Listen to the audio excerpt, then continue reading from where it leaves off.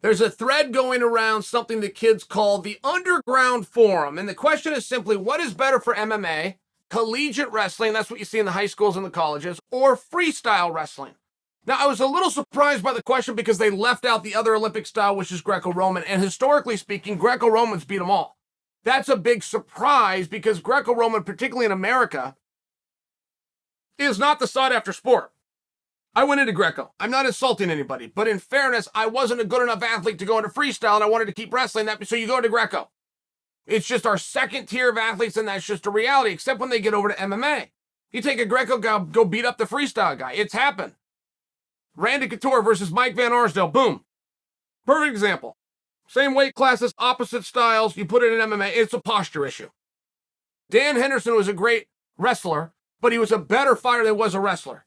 He was a world team member in wrestling. He's a world champion in MMA, but it's a posture issue. You're standing straight up and down. Collegiate and freestyle both bend over at the waist. Freestyle's got a problem. One of the reasons you don't see international guys coming over with Olympic medals and doing well is because of the freestyle. You're not forced to get up off the bottom, which is the hardest thing in the world to do. So you're going to be very hard to take down, but should somebody take you down, you're not going to know what to do there. Not to mention the conditioning is terrible in comparison to collegiate. So to answer the kids on the underground, your answer of between collegiate and freestyle, it should have been collegiate, freestyle, and Greco, but between just the straight question they asked, it's collegiate for sure. And speaking of, so the NCAAs were over the weekend. I do not think there has ever been a better time to be a wrestling fan. Wrestling is wildly uncompetitive. I did not know this. I'm a lifelong wrestler. I sat next to a guy who did track and field on the East Coast. Way back when I was in college, I'm sitting next to he's got his school t-shirt on, I got mine on. We're seatmates, so we start visiting. And he tells me that wrestling is the most uncompetitive sport in the NCAA. I think, what? Is he insulting? Do I got to whip this guy's ass? Like, that had crossed my mind. So how do you come to that conclusion? He said, well, Chael, from the inception of wrestling into the NCAA, only 5 teams have ever won it. 5 teams control every championship in history. That's now up to 7, by the way. But you understand the guy's point. I hadn't thought of it like that. Yeah, Oklahoma State winning 33 titles, or Iowa winning 15 titles. Yeah, you're right. It's a pretty uncompetitive sport from a team standpoint. So the reason this year was so fun is Sean Bourmet and Michigan come out of nowhere. I mean, no, they become the Big Ten champions. They weren't even in the discussion. They were a top-ranked team, but not to win it. Whoever wins the Big Ten wins the NCAA, with one exception of Oklahoma State, now and again. All of a sudden, Michigan's a player. It's supposed to be Penn State's year. It's supposed to be Iowa's year. It's between those two. It's the only talk all year long. Michigan gets in a tournament with them known as the Conference Championship, beats both of them in the conferences, which was only 10 days ago, leading into the national. I don't know who's going to win this. You start at 125 pounds. Nick Suriano comes in and does what Nick does. Now, Nick Suriano tried to set up for the better good of wrestling the biggest match of the year. He did everything he needed to do so that he could square off with Spencer Lee, stopping Spencer from being 4-time national champion. This was his goal. He did everything that he could do. Spencer sat out. Nick got pushed back, Suriano, for his performance in the finals. I disagree with it. Now, the only thing that Nick did in the finals that was unlike any other match that Nick had all year is he spent some time on bottom. And when he was on bottom, he wouldn't even build a base. He was sprawled out like he was in freestyle par dare defense, but he was taking on a guy who was really long and good with the cradles. That was not bad wrestling by Nick. That wasn't eating up clock by Nick. That was strategy, studying, and respecting his opponent, who had a way to win, which is why the opponent stayed on top in the first place instead of cutting him because he wanted to cradle the son of a bitch. So Nick outsmarted, then Nick got pushed back. I just disagree with that. That's my only point. I do not agree with that. Historically speaking, 125 pounds used to be known as 118 pounds. The best wrestler in the nation comes from that weight class. The smaller you are, the better you can wrestle. Wrestle just means to move, by the way. The scoring system is something totally different. If you look back at the origins of the word wrestling, it means to move. Hey, wrestle, wrestle, wrestle hard. It just means you're moving more than your opponent. That guy wrestled harder than you wrestled. It means he moved more than you moved. So I only bring that to you because I don't think it's fair for Suriano to go completely undefeated while trying to set up the most dangerous match that he could possibly do. This is a returning champion from a different weight classes who dropped classes for the better good of wrestling. That match doesn't happen if somebody wanted to question him winning a national title in the hardest weight classes. Man, I'm not on board with that. Move on to 133. You arguably have the best wrestler in the tournament. Now, the best wrestler in the tournament, of course, would go to Gable Steveson because he's the Olympic champion, but he's so goddamn good, I got to push him aside. I just have to. Because nobody can be compared to him. Not just this year. There's no year that you could compare anybody to get. I'm going to push him aside. And if you accept that, then you would have to concede to me that Fix is the best wrestler in the tournament. Being the best wrestler in the tournament and being the best wrestler of the tournament is down to Fix and Roman Bravo Young. Bravo Young got screwed from Jump Street. If you talk to anybody in the community, and I do mean anybody, and you ask them who is going to go 1, 2, and 3 at the end of the year, unanimously you would have been told Austin, Dayton, RBY. People will argue on the order, but everybody knew that was gold, silver, bronze. And I mean everybody. Somehow, Austin gets the 5 seed, which puts him on the number 1 seed side, who is RBA, the defending champion. So now the defending champion has to go through hell just to get to the finals. As the returning champion, he should have got a concession, and Fix should have had to go through Austin. Those two guys should have beat the hell out of each other, and the champion should have been given the opportunity to come in as fresh as he could because he earned it. It's what a seed is. It's why you wrestle all season. At any rate, that didn't happen. RBY gets screwed, and he still took to the business. RBY still found a way to beat Austin. As bad as you get beat up, and you wrestle Austin, you're getting beat up, win or lose, to come out there not feeling great and still beat the defending number 2 wrestler on earth. You got to give a real good look at that. Now, as you move up a little bit, I will tell you 165 pounds was very interesting for me. 165 because you have Shane Griffith in it. Shane Griffith is not only the defending national champion, he is the one who is credited for saving Stanford wrestling. Guys were leaving, their own coach was on the first thing smoking. Everybody left town. Griffin stood his ground. He could have got a full ride anywhere. He refused to take it. He stayed there. He fought through it, and he won. Griffith gets put on the same side as Wick. Wick has beaten Griffith 3 times this year, including 7 days ago in the Pac-12 finals. They meet up in the semis. Now, the problem that Wick's got, Wick has proved that he can beat Griffith. The problem is now Wick has to beat a national champion for a 4th straight time. Did it happen? Griffith found the way, gets himself into the championship match. And it was one of these things where there was so much that goes into that. But Griffith now has to face O'Toole. And when you want to talk about the best wrestler in the tournament, I'm saying it's Fix because he's got a silver medal in the senior world championships. O'Toole has a gold world medal, but in the juniors. The problem with O'Toole, guys, he was hurt. I don't know what it was. I couldn't tell you. I know O'Toole. I have watched every single match of his that has ever been televised. That was not Tegan O'Toole. Not from Jump Street. Now, his defense was still perfect, and nobody could take him down, and nobody could turn him over, but he wasn't moving the way he needs to move. He wasn't putting himself in those Ben Askren-esque positions that he's so good at. Something was bothering him. He didn't wrap anything up. He didn't give any tells. He didn't have his shoulder wrapped or a brace on his knee, but I was watching him on day 1 and go, something's going on here. Something's off with this guy. Either way, he found a way. He found a way through one of the toughest weight classes to get into the finals with the defending champion and shut him down. The champion could not take him down, could not reverse, and could not turn him. Tegan O'Toole leaves with the belt, but that moves you to the big one. The big one for me was Starocci versus Lewis, because it's 2 champions.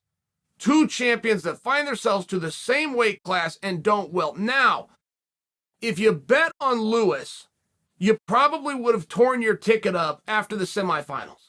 You have a national champion who's beaten everybody on the world level as well, who was surprised to find himself in the finals. When a national champion who's beaten everybody in the world at one point in his life did not expect to be in the finals, how's he going to win them? It's one of those things. And Lewis had so many things that were bothering him that he's kept private. From the injuries that we do know about to some mental, some confidence issues.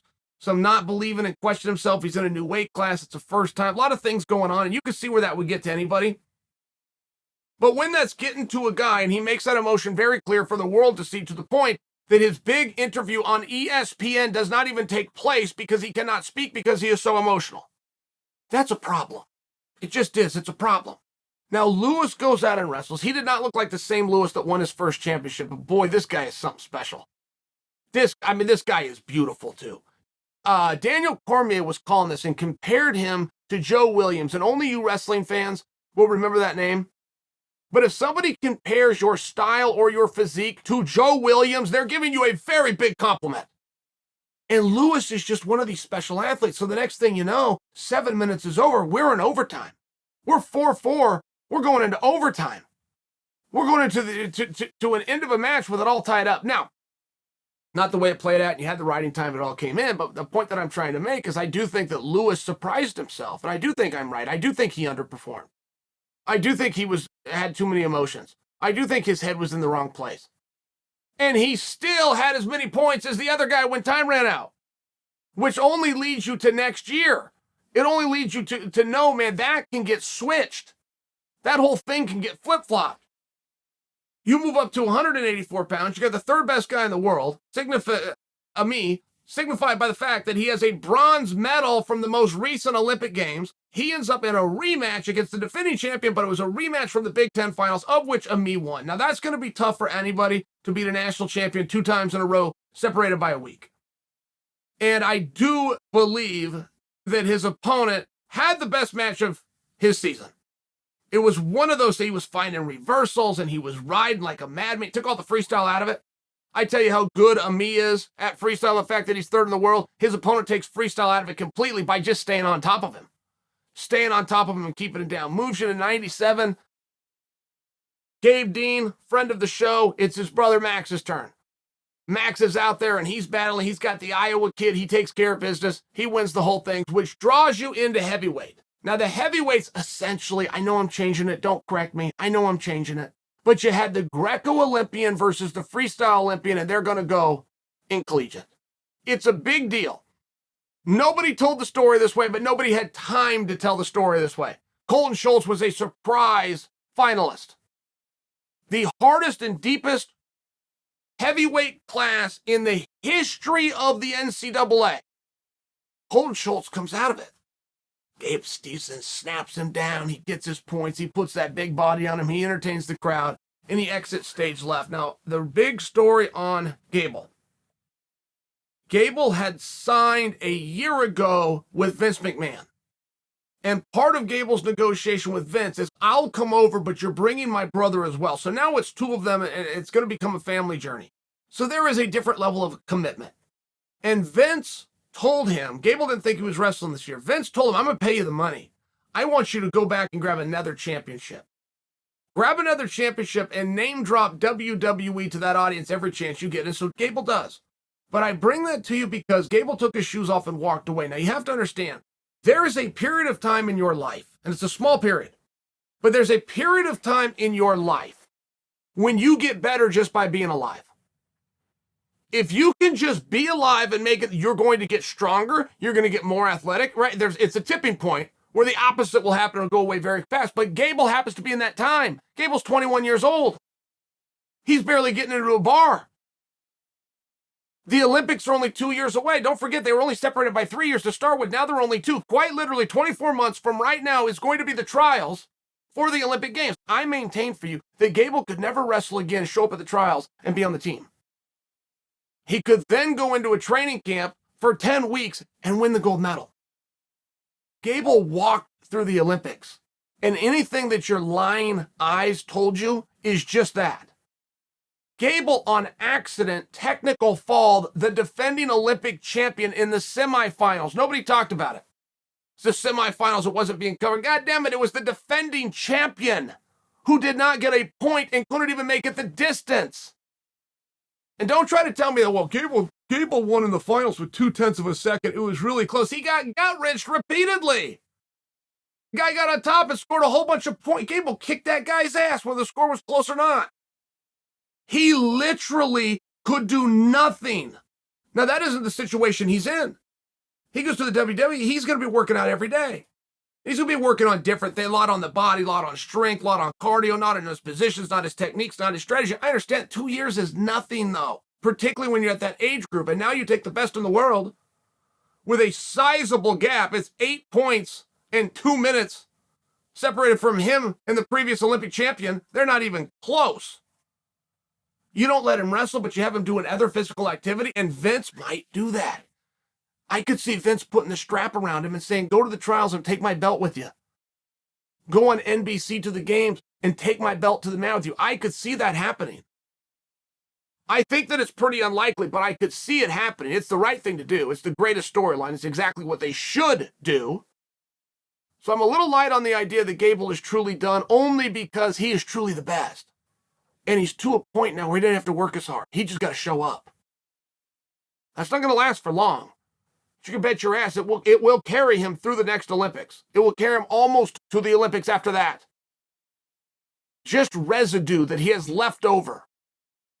Just body mechanics that he has left over before those start to digress. It will get him through 24 games and damn near to the 2028. And this is coming from the same guy who told you 20 minutes after Tom Brady retired, 3 days before they held a parade that Tom showed up. I told you all, this guy's not retiring. This guy will be back next year. I guarantee you laughed at me. But I had that one right. I am not making that prediction for Gable. I am sharing with you that it is possible.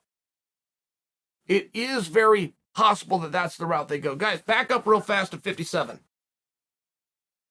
I think I might have a new favorite wrestler. I think my new favorite wrestler is Carr. I think so. This is Nate Carr's son, David, and I'll tell you why. David Carr was not only the defending NCAA champion, not only the #1 seed, he was undefeated. That changes a lot. There's a lot on you when you were the undefeated defending national champion, and you're only an underclassman as a sophomore. There's just a lot on you. He goes out and he performs, but time runs out and he's got less points than his opponent. Got taken down? Okay, that's the way it goes. How is Carr going to respond? Probably not very well. He's probably going to be this big emotional thing, and he's going to make sure the whole world sees it, and everybody knows that that was a one-time thing, and I'm so upset about it. It's just the way it goes. Guys do it all the time. He got up with no time in between, and I mean not even 1 second.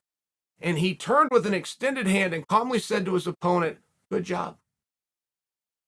He might be my new favorite wrestler just because of that. There's all sorts of ways to win. There's not a whole lot of ways to lose that you can gain fans. But now, the one thing that he never envisioned, he never worked on mentally or physically, is coming through the backside. And he did it. The same as he let that match go in the moment and congratulated his opponent with our ceremonial, procedural shaking of the hand, is the same way he changed his mind to come back through the backside and find the bronze medal. He might have been the wrestler of the tournament just for doing that. 2 years ago, I had Hayden Hidley as the wrestler of the tournament for coming through the backside, even though he had lost to Nolf. It was a match that even Nolf conceded they might have misscored it. But Hidley didn't complain. He took care of business. He came through the back. And people gave me a hard time, Ben Askren included, gave me a hard time for saying, how can you say a guy who didn't win it was the wrestler of the tournament? Well, there's ways. There's ways that the wrestler of the tournament who worked harder and did more minutes and dealt with more adversity, even without the gold medal, outshined everybody else. And this year, it just might have been David Carr.